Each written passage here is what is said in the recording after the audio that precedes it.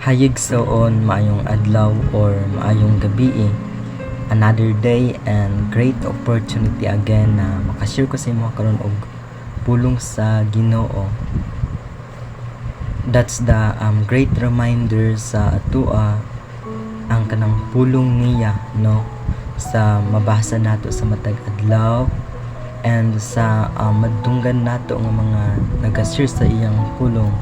Mao kini ang opportunity sa atoa it because naapatay hope, then pwede pa ta maka buhat og kanang maayo sa ato ang kinabuhi to do a ministry for the glory of God, no. And kini nga video nag-reflect ni siya about sa ato ang life. I know nga ang atong life kumbaga naa ni siya ending, no, naay katapusan ng ato ang kinabuhi. And that's the reality, no, nga dili nato pwede mapugngan ang kanang kabubuton sa Ginoo. Ana gani ang pulong sa Ginoo nga makita sa Genesis chapter 3 verse 19. Magpatulo ka sa imong singot ug maghago pag-ayo.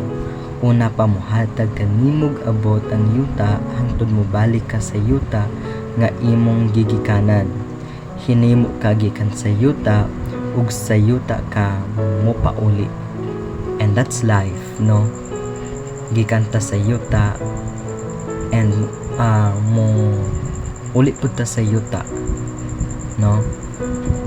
Gihimo ta gikan sa yuta and muuli pud ta sa yuta, and that's the reality of life nga dili nato pwede mapugngan or makontrol ang ato ang mga sacrifice diri sa kalibutan, no. Grabe kay ang ato ang hago about sa mga butang na para maka-gain nato ang usa ka bagay. Kailangan nato i-force ang atong effort, no, kung paano maka-gain og daghan nga mga kwarta, everything nga naay katapusan, no.